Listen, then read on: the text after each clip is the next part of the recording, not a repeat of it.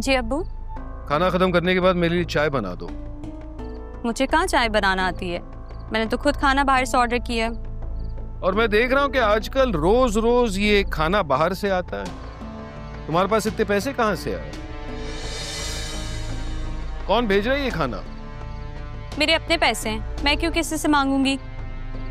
सिद्रा, छोड़ दो ये सारी हरकतें, इन बातों में कुछ नहीं रहा। अम्मी, अम्मी। क्या शोर मचाया हुआ है? देखें अब्बू को, मैंने खाना बाहर से ऑर्डर किया तो कह रहे कि मैंने फजूल हरकत की। मतलब अब मैं खाना भी नहीं खा सकती। मैंने ऐसे तो नहीं कहा, मैंने सिर्फ कहा कि फजूल हरकतें। कौन सी फजूल हरकत?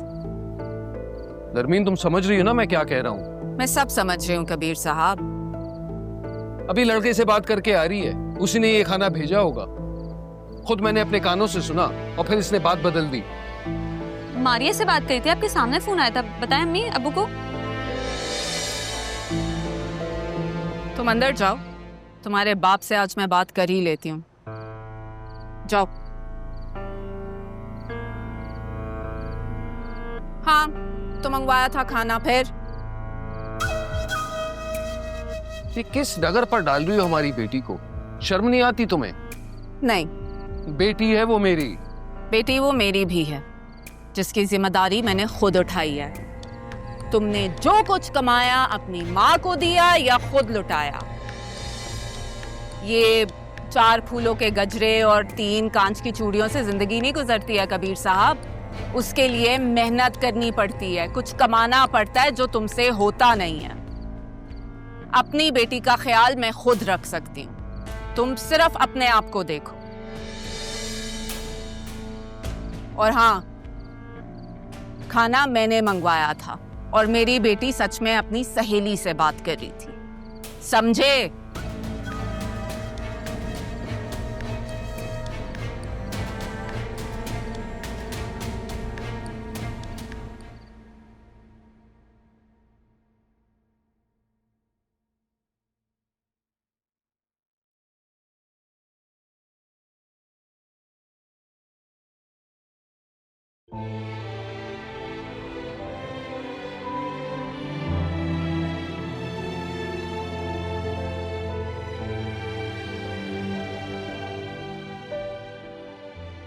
भाई अब ये सब ड्रामे नहीं चलेंगे।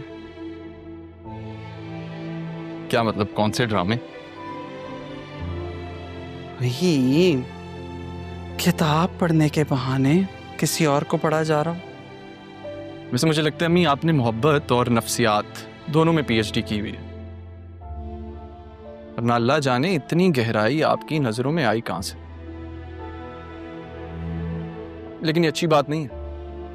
गलत बात? पर वो कैसे? मतलब माँ बेटे में कुछ प्राइवेसी तो होनी चाहिए। प्राइवेसी नहीं, पर्दादारी तुम्हारे और मेरे बीच में। अच्छा है, लेकिन सोच लो, अगर तुम माँ से कुछ बातें छुपाओगे तो एक अच्छा दोस्त खो दोगे। ये सौदा अगर तुम्हें मंजूर है तो ठीक है, मुझे कोई एतराज नहीं।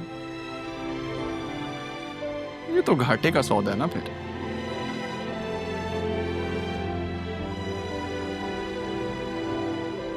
क्या हुआ अम्मी?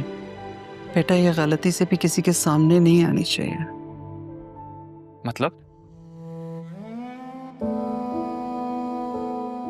देखो अरमान, मैं माँ हूं, इसी तरह तारा भी एक माँ है। हाँ, वो इस घर में मुलाजमा बनी हुई है, लेकिन सिर्फ राह के करीब रहने के लिए। और जिसके लिए वो इतना सब कुछ झेल रही है बेटा, उसके लिए किसी की आंख में मैल आए, ये वो कभी बर्दाश्त नहीं करेगी। मेरी आंख में राह के लिए महल? ये क्या कहती अम्मी?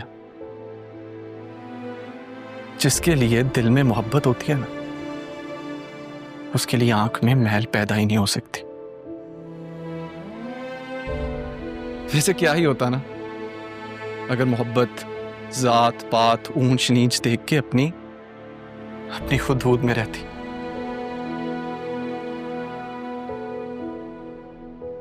मोहब्बत एक आजमाइश है, और ये आजमाइश मुमकिन के दायरे से निकल के दूर बैठ के इंसान की कश्मकश का लुत्फ लेती है। वैसे अम्मी, इतने हौसले वाली बातें आपने सीख कहाँ से ली? आपके पास तो कोई डिग्री भी नहीं, मानना पड़ेगा। वक्त बेटा, वक्त इंसान को सब कुछ सिखा देता।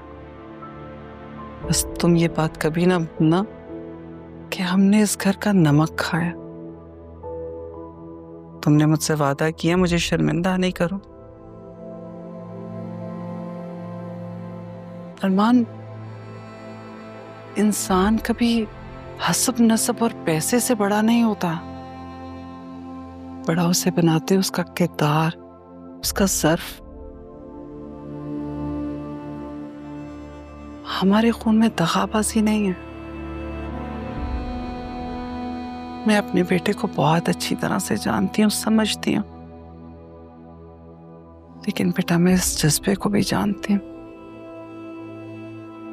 ये कहीं ना कहीं इंसान को बेबस कर देता है। तुम्हारी असल ताकत खुद पर काबू रखना है। अगर तुमने खुद पर काबू रखा तो तुम्हारी माँ की नजरें कभी शर्मिंदगी से नहीं झुकेंगी। अब तो सवाल ही पैदा नहीं होता भूलने का।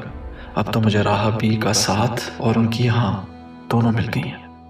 मेरे लिए यही बहुत है। आप मेरी असली ताकत है माँ, मेरा सच्चा सहारा।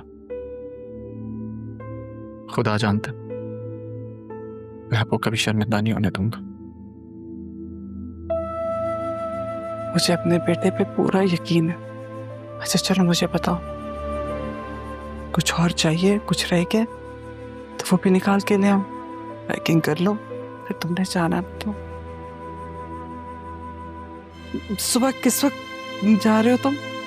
कल सुबह का सूरज निकलते।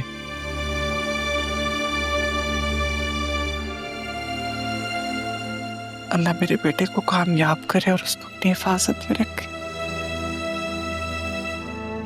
खुद दिल लगाकर मेहनत से काम करे।